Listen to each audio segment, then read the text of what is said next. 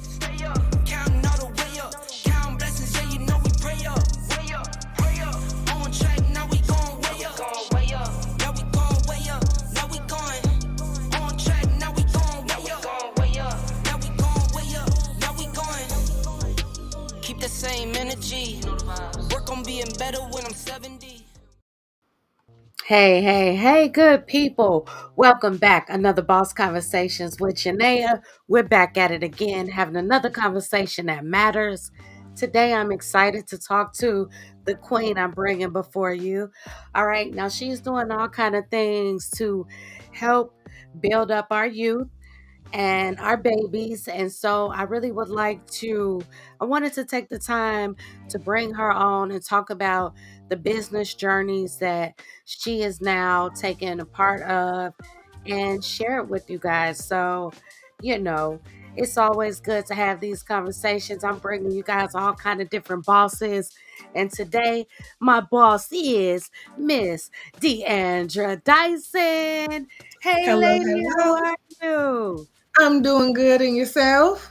I am good. I am good. Thank you so much for coming on the show. I'm so excited and can't wait to hear about all of the great things that you're doing. Thank you for having me. I appreciate it.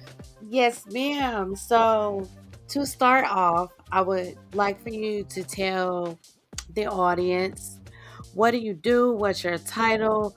What boss hats do you wear? What are your business ventures that you are involved in?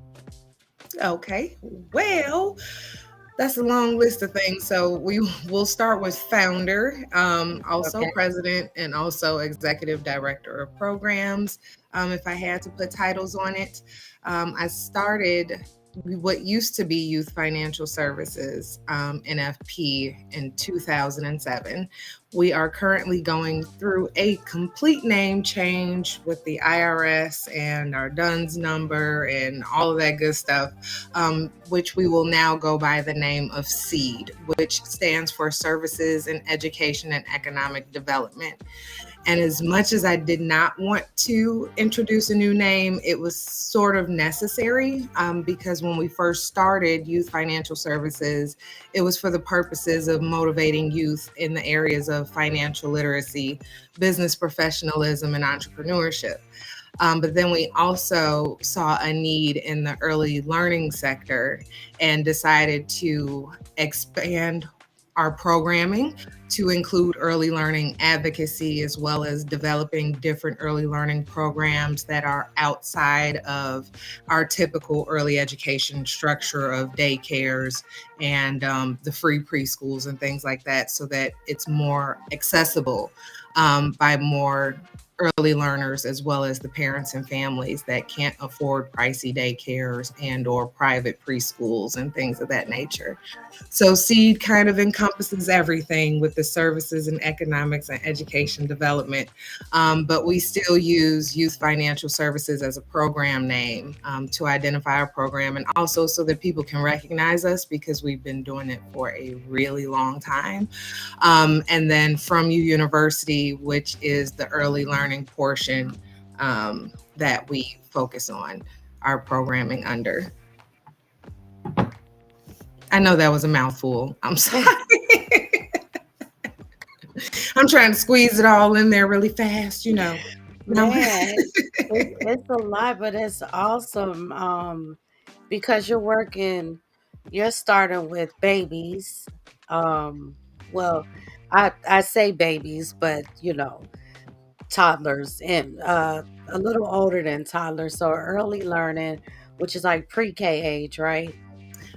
Yes, I Or do. right before pre-K. Yeah. So it's not daycare by any means. However, we started it for two reasons. One is that there was definitely an inadequacy as far as the number of options and alternatives for early learning, but also as a means to provide gifted and accelerated early learning to those babies and toddlers that are advanced, whom parents cannot drive all the way to Naperville and things like that in order to put them into gifted programs. We are strong believers that learning starts at birth when it comes to our early learning programming, and that parent involvement is the key. And with that said, for the parents that believe that their child is ahead of the game, or is exhibiting signs of being advanced, most of the time when you bring that to a daycare or a preschool, there are so many restrictions as far as what classroom they can go in, whether or not they'll let them skip. It's just a lot, and it's a lot to deal with, and we had to deal with that personally, which is why we started the programming, so that we could help other parents and families exhibiting that. So if the child is sitting up and can bottle feed themselves at 3 months, that is a sign of giftedness. We will take that child. However, we're not just taking any 3-month-old or 6-month-old, but if they're willing and able and ready to learn, and they're able to sit and absorb the atmosphere, then we will allow them into the program. So whenever people ask me the age range, I kind of say sitting up and bottle feeding on their own. That is the criteria. So if they're doing it at 3 months, 6 months, 8 months, that's kind of the baseline for whether or not they may be able to benefit from our program. Oh, wow. Okay. So, with a program like this, and if, say, you did start your child, let's say at 1 years old, what benefits or advantages does this yield long term for a child? Um, I'll be honest, there are numerous benefits, but then it also creates a couple of barriers at the same time. Right. We're firm believers that kids can absorb a lot more than what they're getting at an early age. So, in starting at 1 or starting at even 2, which is still before pre kindergarten, the children pretty much by the time they get to pre-kindergarten and get to kindergarten, they are well beyond the expectations that are set in the classrooms. So with that being said, it's good because they're able to take in all of the information and perform well. However, a lot of times parents with children that do accelerate often kind of butt heads with the school system as far as making sure that they are able to access gifted programs or accelerated learning programs early on, which our school districts in the South suburban area really don't have anything for gifted kids or accelerated learning until 3rd grade, typically. And even then, you have to live in the district where that school is. So, those are some of the things that come up later on. But we also help parents navigate once they get to that point. As far as knowing the laws for their child to enter into school early. A lot of people don't know that the laws were changed just recently.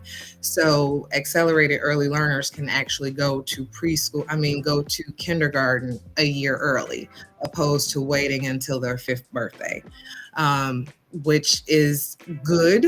But at the same time, you have to know your child and their social emotional capabilities, because those things play a part too. So our program really addresses all of those things to help parents and families navigate the early education system as it is, as well as developing diverse early learning models to try to create more access to accelerated early learning, as well as access overall.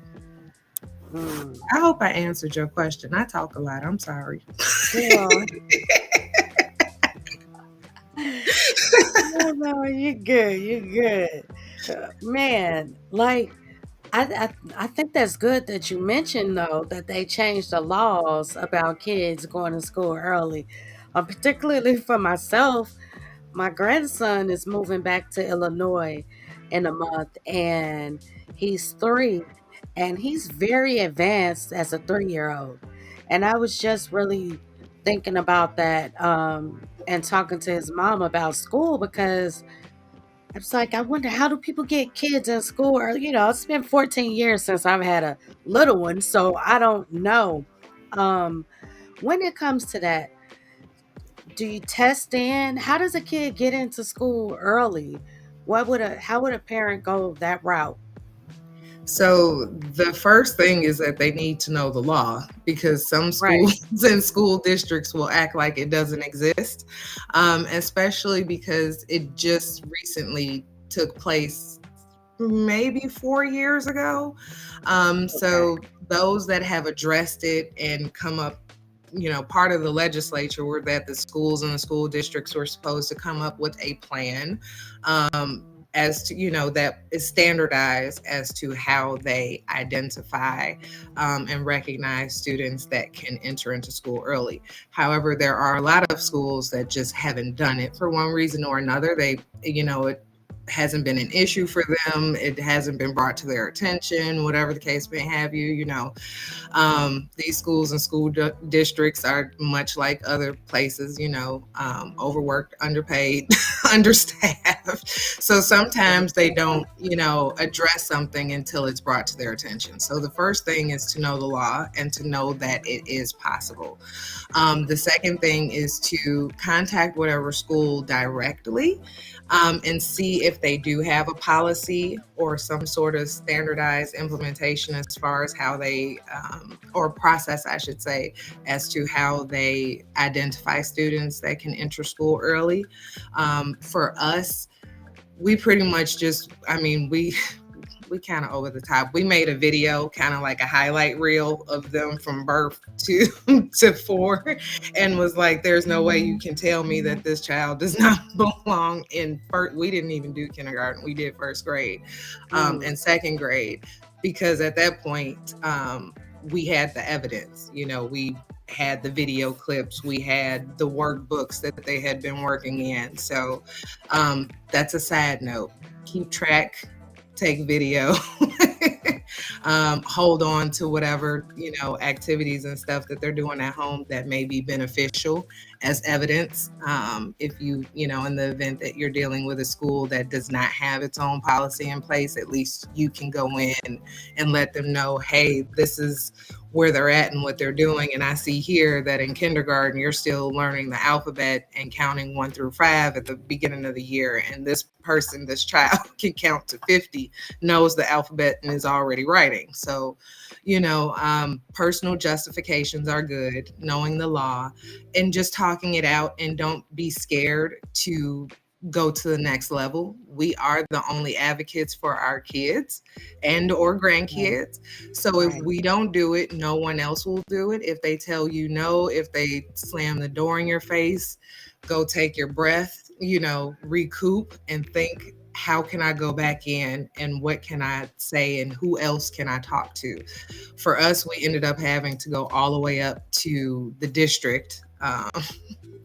So we were at the top of the chain by the time we got done, and that was the only person that could say yes or no. And thankfully, with the evidence that we presented and the things that our kids were doing at the time, they decided to go ahead. Some places will test. Our kids did have to take tests. I know of other children that, we've been a part of their process where they did have to test. There's usually 1 or 2 tests, one that's more social emotional if they have them, and then the other one that's more academic. Sometimes it's written, sometimes it's the software programs on the tablets, things of that nature. Mm, wow. Girl, that was very insightful. So, one thing that I got from that is each journey may be different, because some parents may be too late to go back and start recording what they know. But I would love for you parents to just really, if you have to, go back and replay this or save it, go back and rewind and take notes as to the different things that she said, because if you don't have videos, you definitely can display that your kids know how to count, like you said, to 50, know how to write, know their alphabets, things like that. This is very helpful though, because there are a lot of parents, especially parents that just have one child that has never been through any kind of educational process with their kids before. Because most parents, you just think like, okay, they go to pre-K, they start kindergarten. You don't think about leveling up or already being past that level when they get there. And the scary thing about that is when you have super advanced kids, it can be detrimental when they go to kindergarten and they know everything, because then they get bored, they get to fidgeting, all kind of stuff, and then they could possibly be labeled as a problem child because they say they don't pay attention, and really what it is they already know what you're talking about. It's not capturing them. So all of this stuff is very important. I'm glad that we're tapping into this because there's a lot of parents that need this, and I definitely did not know any way to start with my grandson. But each generation you try to do better, and I definitely want to help my daughter get a better start with him and advancement.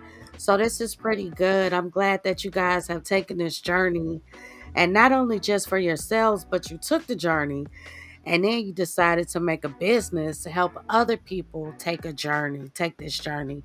Has this how has it been, the process of building this up? Has it been like, are you fighting battles all the time? Is it something where you're like, oh my gosh, I'm always doing this, I'm always doing that? Are people receptive of it? Are you fighting to get the information out? How has this journey been? So it hasn't been too bad, because the journey is parallel to my real life, as far as my kids growing up and actually having to figure it out and meeting other parents that are trying to figure it out. It hasn't been too bad. We did have a couple of setbacks as far as COVID. We had just gotten into several partnerships to provide early learning enrichment, in which we just do curriculum-based activities, but fun, but educational with the narrative. I am a fan of learning through play, but I'm also a strong believer that kids need a narrative behind that play. They need a Right. little bit of explanation, and some descriptions so that they can help formulate what's happening with the play.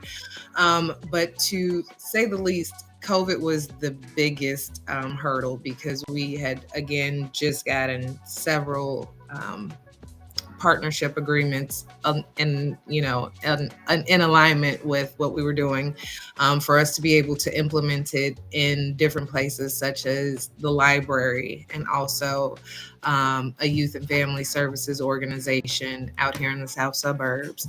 So when that happened and everything shut down for what we thought was going to be several months that turned into 2 years, now we are revamping and re-strategizing. So in addition to reaching out and doing community outreach, as far as going into different organizations and providing workshops and events and activities regarding early learning, we are also looking to secure our own independent facility so that we can roll out some of the different program models that we have and test them and see how receptive the community is to them, which is challenging to say the least.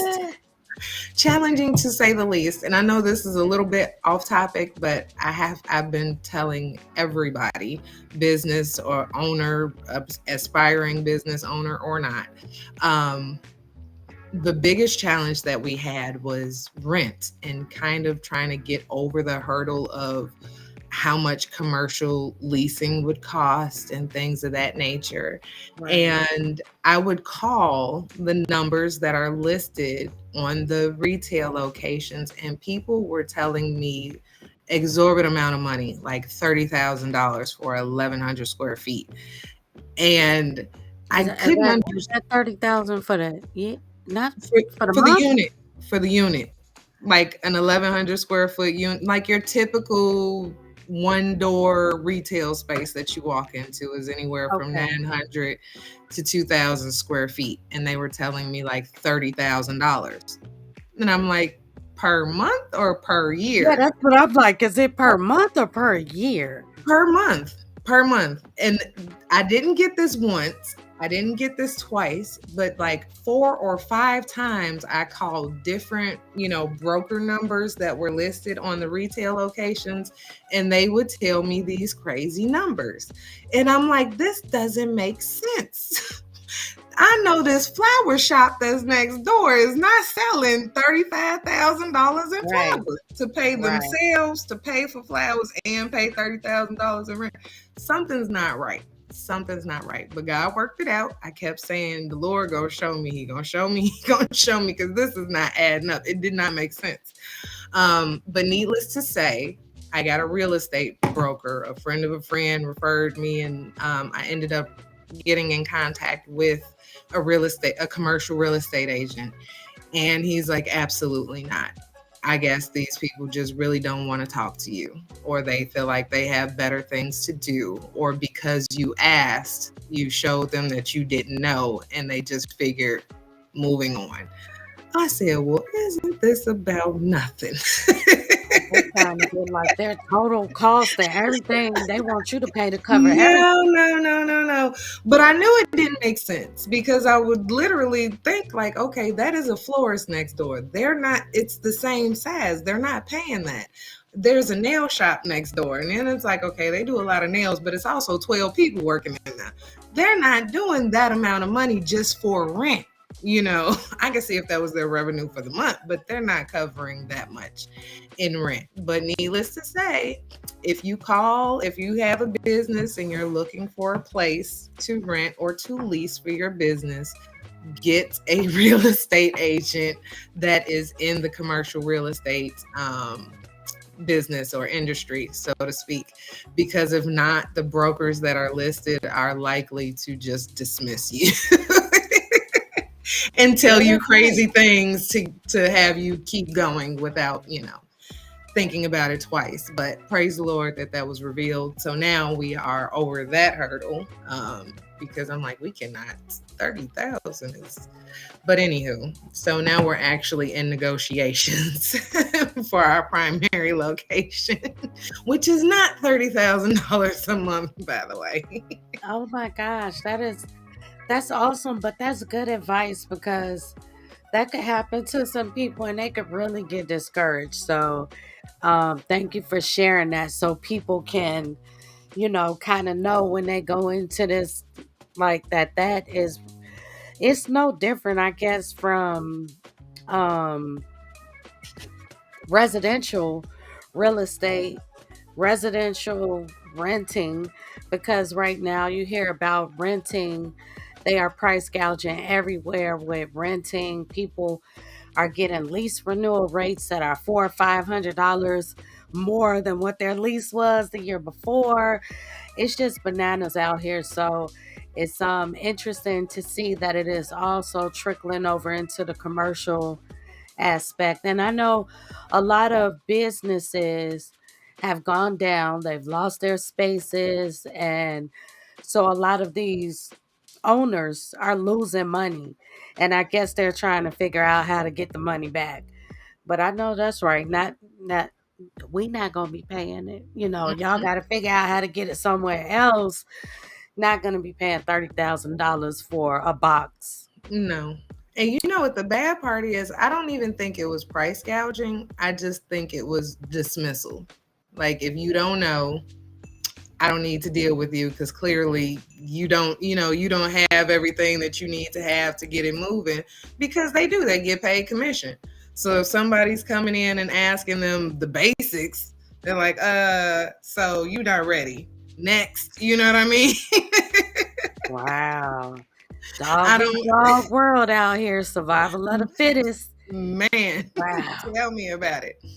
So, now we did cover the younger learners, and I know you also just rolled out something for young adults and maybe older teens and young adults.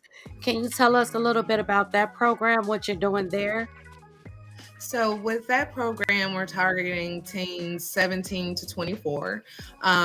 There are certain eligibility criteria and things like that for the program, but primarily we are looking to provide alternative routes to employment. That is the program name. So, what we are planning to do is provide teens and young adults with 2 months of job readiness and soft skills training, as well as, because we add financial literacy to everything. And if they wanted to explore entrepreneurship and starting a business, that would be part of the first 2 months. And then the second part of the program, which is the remaining 4 to 6 months, we will pair them with either small businesses or entrepreneurs and our organization included, in which they will get paid work experience. So the idea is to break barriers of entry to employment for these students, because we are targeting students that are out of school and or unemployed that may not feel that going to college is the right path for them. So within the program, we're doing several things. We're helping with GED testing and preparation, and SAT and ACT prep and testing. And not necessarily for the purposes of going to college, but there are some certifications and licenses that they can get based off of their test scores. One of them that we will be looking into and focusing on is the alternative licensure through ISBE, for them to be able to be assistant teachers in early learning, and be licensed through ISBE through their paraprofessional license. One of those Awesome. criteria is pretty much just preparing and testing and applying for it. So we will help them with that process, acquiring a GED if they have not, and other things like that, CPR, excuse me, and things that could help benefit them afterwards, in addition to their paid work experience being job titles that they may not otherwise get, starting off with, their first or second job. So they will not be in positions of retail or cashier. It will be, program support, activity coordinator, administrative assistant, even if it's like, level one, whatever the case may have you, so that when they build their resume, and if they are not brought on long term with our organizations, when they go out, they have that extra, bump on their resume with their job title and the positions that they held, and the roles and responsibilities will be there. They will be doing exactly what those positions say. In addition to gaining the references through the speakers that will be coming in and the mentors and things like that. Wow, that is awesome. And for those of you guys who don't know, we are in the greater Chicago area. So this is a well needed program because this is my opinion. I personally believe that a lot of our youth are committing crimes and getting into a lot of trouble because they just don't know where to go. They don't have jobs, they don't have resources and things of this nature. And some of them, it's not their fault. Like their parents didn't know, they don't know.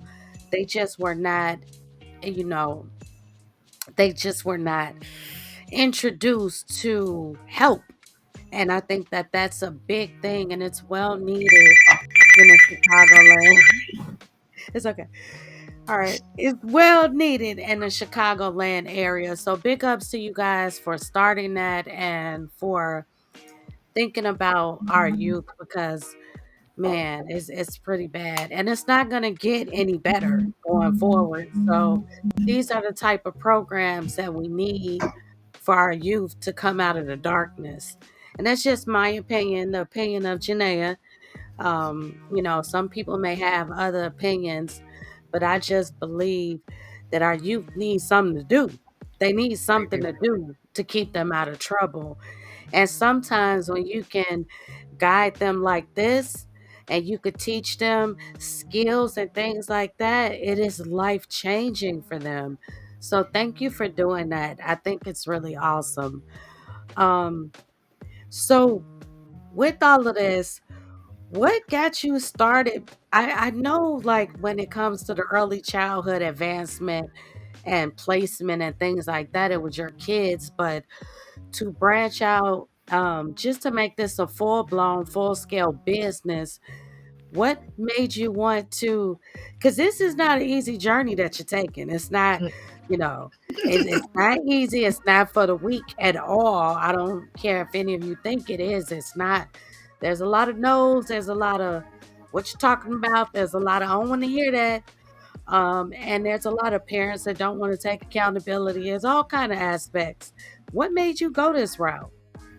Well, it started a long time ago, but I give you the short version. The long and the short is I had graduated college twice and I had a pretty decent job, and it was pretty easy. It was something that I like to do, but it wasn't fulfilling.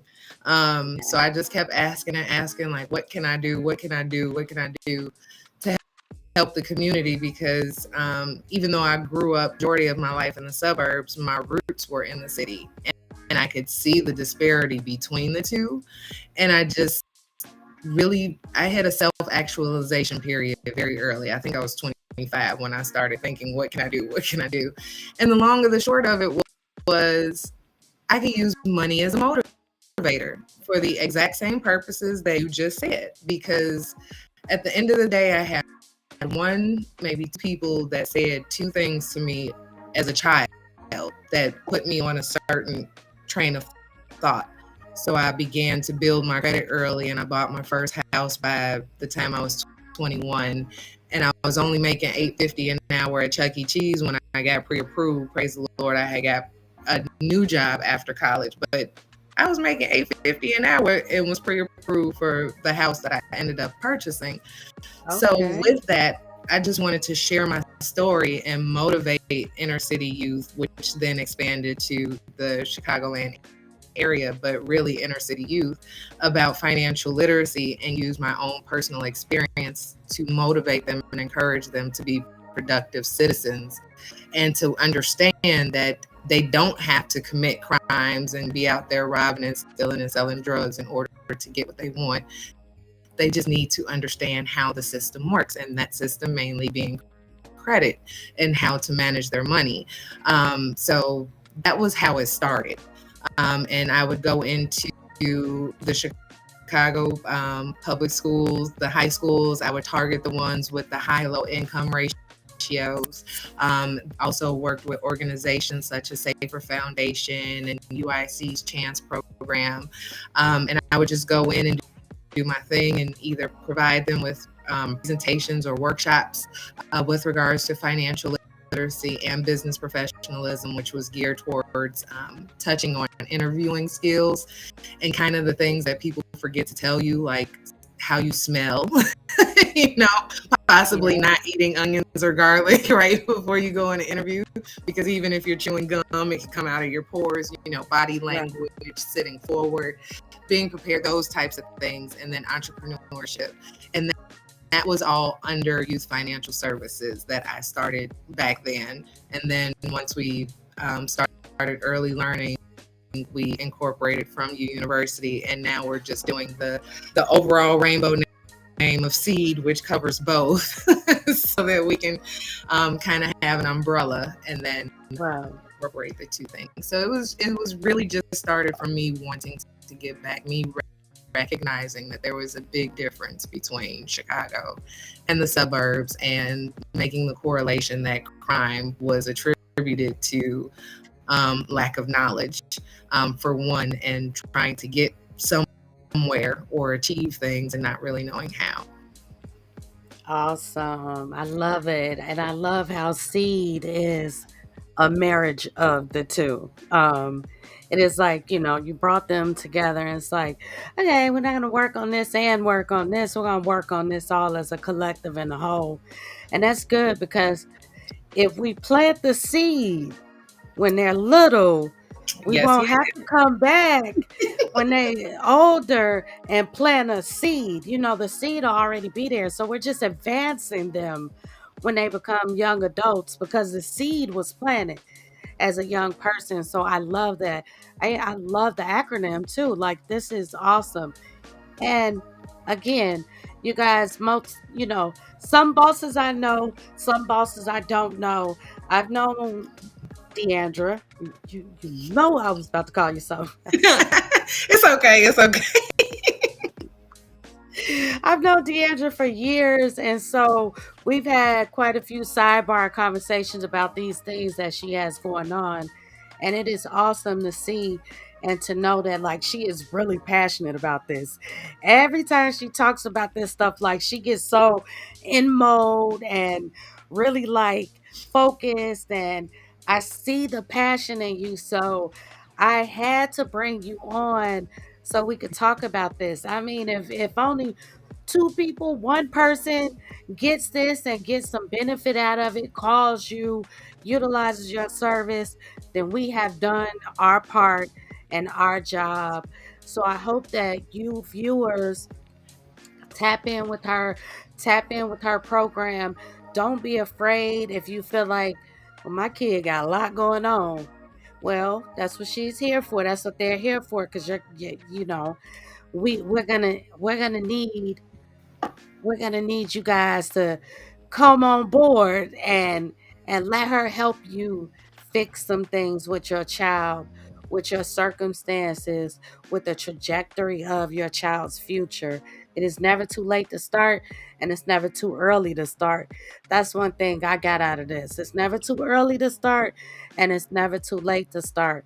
Don't ever give up on your children. Even when they become young adults, don't give up on your children. So some of our kids as young adults, they don't know what they want to do, and college is not for everybody. This is true. Stop trying to force your kids into college to fail. I mean, if it's not for your kid and it's not for your kid, they're going to go and they're going to fail. So that does not mean that college is not for them forever. It just means that maybe they need some different things and some different prepping and some different lessons or whatever before they could succeed in college. And it's up to us parents to try to kind of discern that. Thank you so much for what you do. Thank you. I appreciate it. I think it's beautiful. Are there any other aspects that we did not cover that you want to talk about? Anything else? And after you tell us that, we'll get into how they can connect with you. Okay. I think we covered a lot, to say the least. The youth development program, again, is approximately 32 weeks, with the first 2 months being the training and the development, and then the remaining 6 months, approximately 6 months, being the paid work experience. Again, it's for youth that are 17 to 24 years of age that are out of school and unemployed. Preferably those that may have an interest in early education or business operations or entrepreneurship or something along those lines. Other than that, I think that's about it. We did create a little mini app with an interest form, and we'll get to that in a second. So if you know of any youth or young adults, they can submit an interest form. But we are trying to get the program up and running relatively quickly. Hopefully within the next 2 weeks, we'll be holding our first class. Okay, and you guys, we will put a link to her information in the description after the interview airs. So you guys give me 24 hours from now, because my descriptions are set before we even air our interview. So I go in and I edit it afterwards. So you guys will have the link to the application. You'll also have the link to her website, which is www.seed-il.org. So www.seed-il.org. awesome. Awesome. So as you know, we could go ahead and get into it. Let them know. I know she just gave the website, but I just want to directly let them know how they can find you guys, how they can tap into you guys, all that good stuff. Okay. If you visit the website, which is again www.c-il.org, it has all of our program information. It even has some information with regards to our economic development programs, which we are trying to expand and include also. So if you were to visit the site and go under programs, you'll see each of the programs listed, and then you can also click on the individual links that will take you to more descriptive program details.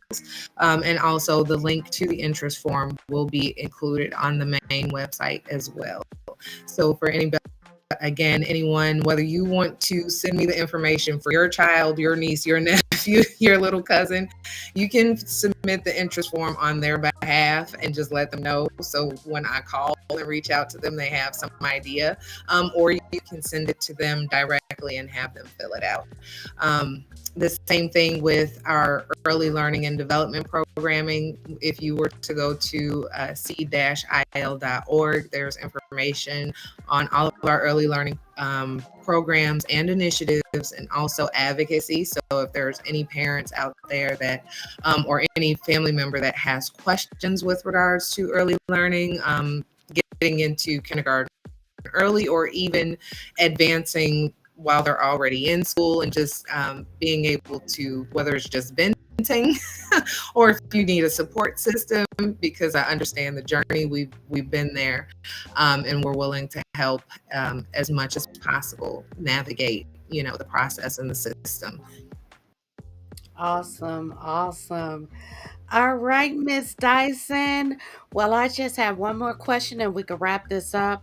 Do you have any last gems, anything that you could drop for people who are thinking about taking an entrepreneur journey, thinking about going after their passion, doing something like what you're doing, which I know when you started, you had no idea it would lead to seed. I know when you first started in 2007, the seed was not the seed. It was not, that was the seed that was planted, but it was not what you have developed now. What kind of gems or advice can you give our future entrepreneurs or business advocates to kind of motivate them and help them along the way? If you have a business, whether it's a corporation or LLC, and it's a large part of it deals with community service, or youth development or anything like that, you may want to look into getting the tax exemption and getting the title of being a non-for-profit. And not just so that you can necessarily receive donations, but also there are certain grants that you can apply for that regular businesses cannot. There are grants for regular businesses that are not non-for-profits, but again, if you deal a lot with youth or human services or even economic development, there are a lot of grants for, housing rehabilitation, buying up areas and either tearing down the houses or renovating them, for low income families. So if you have a construction company or a renovation company or whatever the case may have you, it may be worth looking into whether or not you should invest. There is a process and a fee. Of course, there's a fee for everything, to become a non-for-profit. But with that, it can open doors to be able to apply for grants that you may not otherwise be able to apply for the same thing that you're doing already. That's one thing. The other thing is never give up. This has been a long process. When I started, I was still working, and this was just something that I was passionate about that I just did. And then, began to develop the nonprofit in a more broader sense so that I can focus on it full time. But the one thing I consistently hear and I consistently say is do not quit your day job right away. Okay. Whatever your dream, your passion, your goal is, begin the steps of working towards it while you have security. When you get to the point where you just can no longer do both because it's at that stage that it needs that amount of attention, then that's when you can say, okay, should I or should I not jump ship? But a lot of times people say, "Ooh, I got this business idea. I quit." But you might need the money from your job to help start your business. So Right. we kind of have to weigh that out and make that decision as best as possible based off of our individual situations and circumstances, of course. Mhm. Sometimes things roll quickly, and sometimes they're slow rolling. You have to build them up. You have to grow and expand. So that would be the other. And I think those are the main two, because I think there's a lot of businesses out there that could qualify as being a non-for-profit and could apply and get approved and possibly have access to grants, which I will say are reimbursement. I am finding that out. I did not know that. Right. A lot of state grants and federal grants are reimbursement grants. So they will pay you for the work that you've done based off of your programs and things of that nature. And sometimes they have what they call advance payments, where they give you so much up front, but most of them are reimbursement. And I know there are a lot of people that have started non-for-profits and thought that, it was like this and just yay. But you still have to have that initial investment as far as capital and getting it started, just like with any other business. And then the Right. grants help perpetuate it and possibly pay you back for that initial starting. Great advice. Great advice, sis. I really love that. Especially the advice of don't quit your day job. Uh, that's very important that you have some stable income while you're starting a business, whether it's non for profit or profit. So, thanks for that. I really enjoyed this conversation. It was very insightful. I am so glad that you took the time to come on and talk to me. I think that this is going to be some good information that a lot of people could use. Thank you so much. We're going to be looking to see what you got going on in the future.